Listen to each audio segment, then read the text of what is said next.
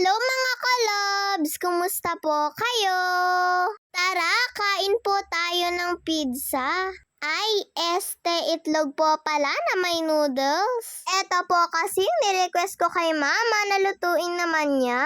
Sa totoo lang ay matagal na rin po kasing hindi nagluluto si mama ng ganito. At syempre, hindi nga po ako makakakain ng ganito kapag po walang sausawan na ketchup. Tignan nyo naman at grabe na nga po yung pagpipit-pit ko dito sa ketchup. Sayang lang din naman po kasi lahat ng laman nito kung hindi po makuha. Kaya bago nga po kami bibili ng bago ay uubusin nga po muna namin ito para po hindi sayang. Lucky Me Chicken po pala yung ginamit ni mama na noodles dito. Pero kung tutuusin nga po ay mas masarap po yung Lucky Me Beef. Ito lang po kasi yung meron sa amin, kaya eto na nga lang daw po yung niluto ni mama.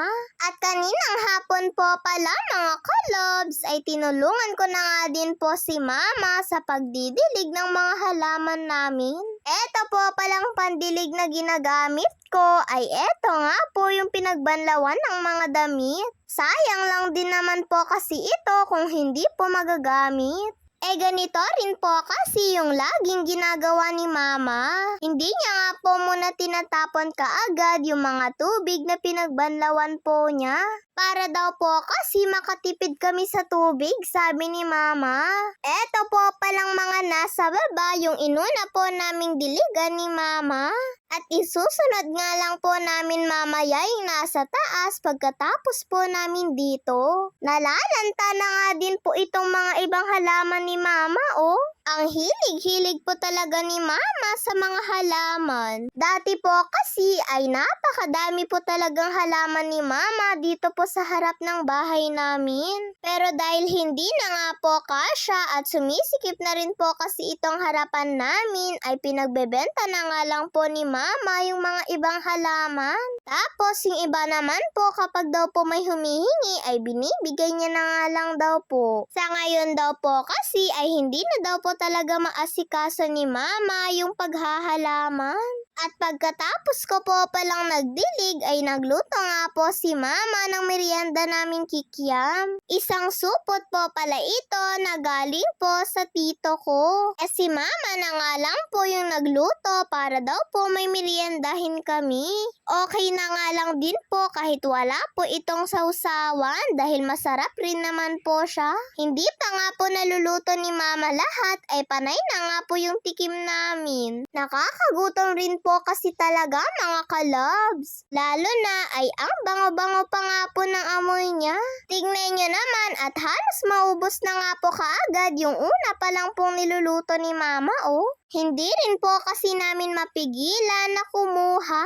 Pero dahil nabitin nga po ako sa kikiam na kinain ko, ay tinanong ko nga po si mama kung pwede ay bibili po ako ng pansit canton at itlog. Kaya nung sinabi nga po ni mama ay pwede, ay bumili nga po ako kaagad at eto nga, niluluto ko na rin po siya.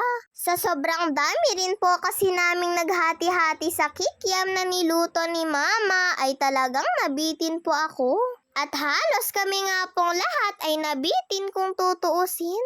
Paano naman po, isang supot lang po kasi ng kikiam yung meron kami At pagkaluto ko na po pala ng pansit canton mga kalobs, ay sinalin ko nga lang po ito sa bowl kasama po yung tubig. Tapos babawasan ko nga lang po yung tubig nito.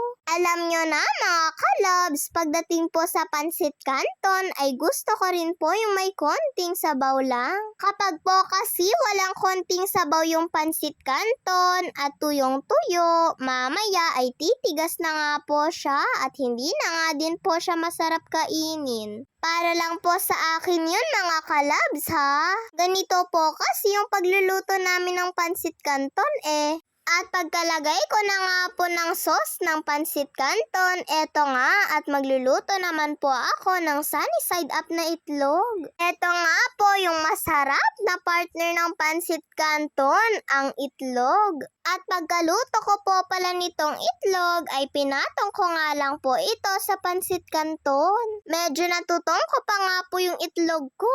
O siya, tara na po mga kalobs. Merienda na po tayo. Aminin nyo, masarap na merienda po ito ng mga Pilipino. Sayang nga lang din po at wala po kaming tasty bread. Masarap din po sana yun dito po sa pansit canton na may itlog. Hiningi ko lang po pala itong kanin ko kay nanay. Naubusan po kasi kami ng kanin at gusto ko rin po kasi talagang magkanin. Para nga po siguradong busog po talaga ako. Yung mga pinsan ko naman po, gusto rin po pala nila itong kinakain ko, kaya binigyan ko na nga lang po sila. Sa totoo nga lang po, ay talagang nabusog nga po ako at solve na nga po ako dito. Baka nga po hindi na po ako makakain mamayang gabi Sa sobrang dami ba naman po ng kinain ko? Kayo po mga kalabs, ano pong minirienda nyo? Sigurado ako, mas masarap po yung merienda nyo. Yun lang po mga kalabs. Maraming salamat po sa panonood ninyo. Mag-iingat po kayo palagi. God bless to all. Bye-bye po.